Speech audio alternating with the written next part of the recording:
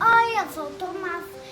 Eu estou aqui com meu pai para hoje a gente ouvir sobre como a gente faz uma fogueira. Ó, aqui a gente está montando a primeira parte.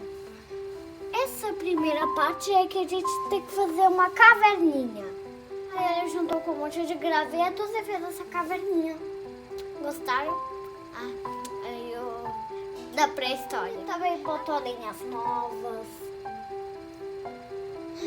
Mas agora vamos só começar a montar essa fogueira. Para isso a gente precisa de uma caixa de fósforo. O pai botou álcool, mas também poderia ser papel. Às vezes ele usa papel. Agora a gente tem que pegar um dos palitos de fósforo. Tente dar para um adulto ao seu lado que saiba fazer fogueiras.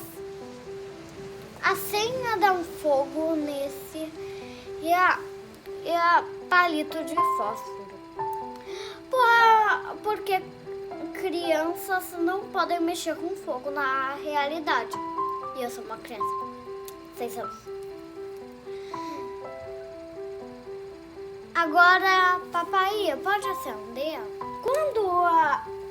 Depois de um tempo, agora a gente já fez a fogueira. Como você sabe, o meu pai ele acendeu, ficou um palitinho de fósforo bem ali. Que é aquele palitinho ali meio preto. Você não deve estar vendo, mas é aquele bastãozinho ali. É o palitinho. Se vocês não verem, podem repetir o vídeo para poderem ver. E aí começou ao fogo iluminar essa caverna e ir para fora. Vamos esperar um pouco para o fogo ficar um pouco mais forte e grudar na lenha.